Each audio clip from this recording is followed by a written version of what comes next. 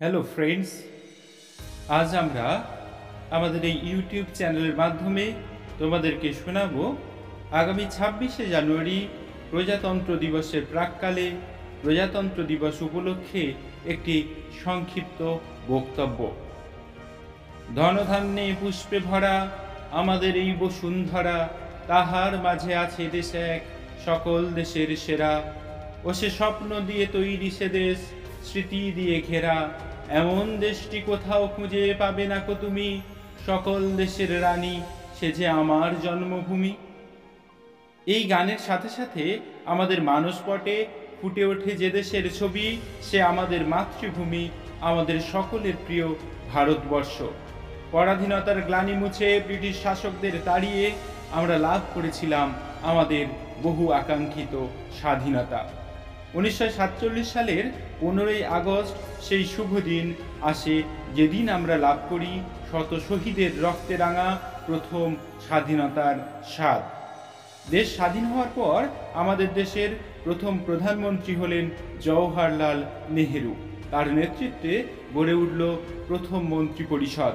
তার মন্ত্রিসভা অলঙ্কৃত করেছিলেন সর্দার বল্লভভাই প্যাটেল, বি.আর. আম্বেদকর, বলদেব সিং, জন মাথাই, মৌলানা আবুল কালাম আজাদ, ডক্টর রাজেন্দ্র প্রসাদ, শ্যামাপ্রসাদ মুখার্জি, রফি আহমেদ কিদওয়াই প্রমুখের ন্যায় বিশিষ্ট ব্যক্তিত্বরা, যাদের প্রধান উদ্দেশ্য ছিল ভারতকে এক শক্তিশালী রাষ্ট্র হিসেবে গড়ে তোলা।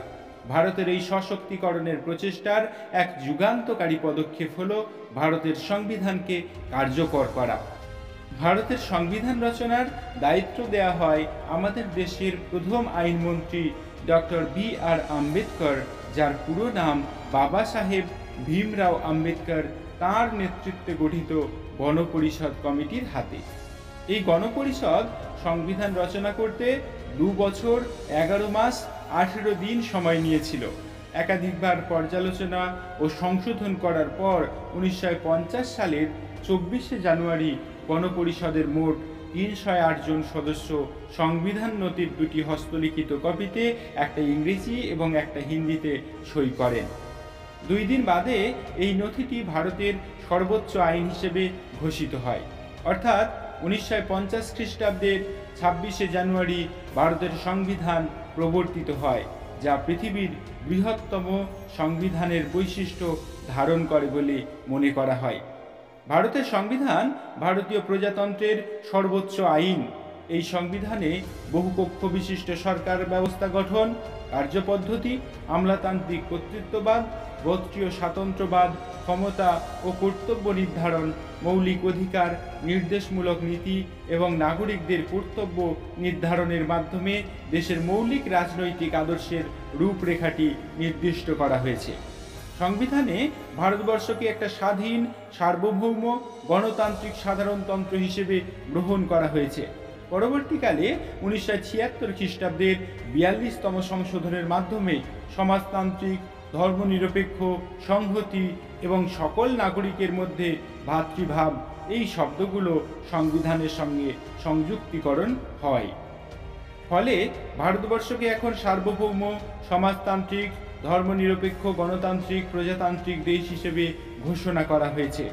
ভারতীয় সংবিধানের অন্তর্গত সকল মৌলিক অধিকার দেশের সকল ভারতীয় নাগরিকগণই ভোগ করতে পারেন, যেমন মত প্রকাশের স্বাধীনতা, চাকরি ক্ষেত্রে সমান অধিকার, ভারতের যে কোনো জায়গায় যাতায়াত ও বসবাসের অধিকার, সংস্কৃতি ও শিক্ষা সম্পর্কিত অধিকার প্রভৃতি উল্লেখযোগ্য।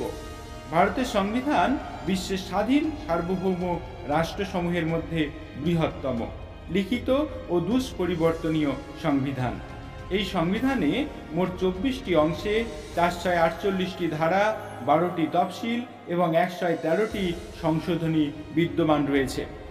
এই সংবিধানের প্রবর্তনের সঙ্গে সঙ্গে পূর্ব প্রচলিত 1935 সালের ভারত শাসন আইনের ধ্বংস হয়ে যায়। দেশের সর্বোচ্চ আইন হওয়ার দরুন ভারত সরকার প্রবর্তিত প্রতিটি আইনকেই সংবিধান অনুসারী হতে হয়। সংবিধান প্রবর্তনের স্মৃতিতে আমরা ভারতীয়রা প্রতি বছর 26শে জানুয়ারি তারিখটি প্রজাতন্ত্র দিবস হিসাবে উদযাপন করি। আমাদের দেশের যে সংবিধান রয়েছে সেই সংবিধানের প্রস্তাবনায় বলা হয়েছে আমরা ভারতের জনগণ ভারতকে একটি সার্বভৌম সমাজতান্ত্রিক ধর্মনিরপেক্ষ গণতান্ত্রিক সাধারণতন্ত্র রূপে গড়ে তুলতে সত্যনিষ্ঠার সঙ্গে শপথ গ্রহণ করছি এবং তার সকল নাগরিক যাতে সামাজিক, অর্থনৈতিক ও রাজনৈতিক ন্যায় বিচার, চিন্তা, মত প্রকাশ, ধর্ম, বিশ্বাস এবং উপাসনার স্বাধীনতা, সামাজিক প্রতিষ্ঠা অর্জন ও সুযোগের সমতা প্রতিষ্ঠা করতে পারে এবং তাদের মধ্যে ব্যক্তি সম্ভ্রম ও জাতীয় ঐক্য এবং সংহতি সুনিশ্চিত করে সৌভ্রাতৃত্ব গড়ে তুলতে আমাদের গণপরিষদে আজ 1949 সালের 26শে নভেম্বর এত দ্বারা এই সংবিধান গ্রহণ করছি, বিধিবদ্ধ করছি এবং নিজেদের অর্পণ করছি।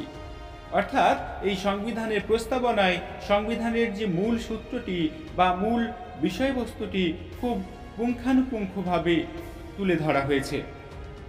আমরা ভারতীয়রা আজকের দিনে শ্রদ্ধা জানাই আমাদের দেশের সংবিধানকে, যে সংবিধান আমাদের প্রত্যেক নাগরিকদেরকে দিয়েছে সাম্যের অধিকার, দিয়েছে স্বাধীনতার অধিকার, শোষণের বিরুদ্ধে অধিকার, ধর্মীয় স্বাধীনতার অধিকার এবং সংস্কৃতি ও শিক্ষা লাভের অধিকার, আর সেই সাথে শাসনতান্ত্রিক প্রতিবিধানের অধিকারের ন্যায় মৌলিক অধিকারগুলো। আবার আমাদেরকে দিয়েছে বাক্য ও মতামত প্রকাশের স্বাধীনতা, দিয়েছে শান্তিপূর্ণ সমবেত হওয়ার অধিকার, সমিতি বা সংঘ গঠনের অধিকার, এমনকি ভারতের সর্বত্র স্বাধীনভাবে চলাফেরা করার অধিকার দিয়েছে এই সংবিধান। সেই সাথে ভারত ভূখণ্ডের যে কোনো অংশে বসবাস করার অধিকার কিংবা যে কোনো বৃত্তি অবলম্বন করার বা উপজীবিকা, ব্যবসা বাণিজ্য চালানোর অধিকার দিয়েছে। আমরা আজকের দিনে সেই সাথে শ্রদ্ধা জানাই সংবিধানের মুখ্য রূপকার বাবা সাহেব ভীমরাও আম্বেদকরকে, যার নিরলস প্রয়াসে আমাদের দেশের আইন ও বিচার ব্যবস্থা অতন্দ্র প্রহরীর ন্যায় সারাক্ষণ ভারতবর্ষের প্রতিটি নাগরিকের সামাজিক, সাংস্কৃতিক, অর্থনৈতিক নিরাপত্তা প্রদান করে চলেছে। বাবা সাহেব আম্বেদকর তার বাণীতে বলেছেন, যুক্তরাষ্ট্রের জনগণ যদি অনুভব করতে না পারে যে তারা একটা জাতি, তাহলে ভারতীয়দের জন্য তারা একটা জাতি মনে করা কতটা কঠিন। আমি সেই দিনগুলির কথা মনে করি যখন রাজনৈতিকভাবে চিন্তাশীল ভারতীয়রা ভারতের জনগণ এই অভিব্যক্তিটিকে খুব একটা পছন্দ করেননি, তারা ভারতীয় জাতি অভিব্যক্তিটিকে প্রাধান্য দিয়েছিল। আমি মনে করি যে আমরা একটা জাতি বিশ্বাস করে আমরা একটা বড় বিভ্রম লালন করছি। কয়েক হাজার বর্ণে বিভক্ত মানুষ কিভাবে একটা জাতি হতে পারে? আমরা যেন ভুলে না যাই যে আমাদের এই স্বাধীনতা আমাদের উপর মহান দায়িত্ব অর্পণ করেছে। স্বাধীনতার মাধ্যমে আমরা কিছু ভুল হওয়ার জন্য ব্রিটিশদের দোষারোপ করার অজুহাত হারিয়েছি। যদি পরবর্তীতে কিছু ভুল হয়ে যায় তাহলে আমাদের দোষ দেওয়ার কেউ থাকবে না। আমরা যদি সেই সংবিধানকে রক্ষা করতে চাই, যেখানে আমরা জনগণের জন্য এবং জনগণের দ্বারা সরকারের নীতিকে ধারণ করতে চেয়েছি, তাহলে আসুন আমরা পথের জুড়ে থাকা মন্দের স্বীকৃতি দিতে দেরি না করার সংকল্প করি, যা জনগণকে জনগণের জন্য, সরকারকে জনগণের দ্বারা সরকার পছন্দ করতে প্ররোচিত করে এবং তাদের অপসারণ করার জন্য আমাদের উদ্যোগে দুর্বল হতে পারে না। দেশ সেবার এটাই একমাত্র পথ। আমি এর চেয়ে ভালো কিছু জানি না।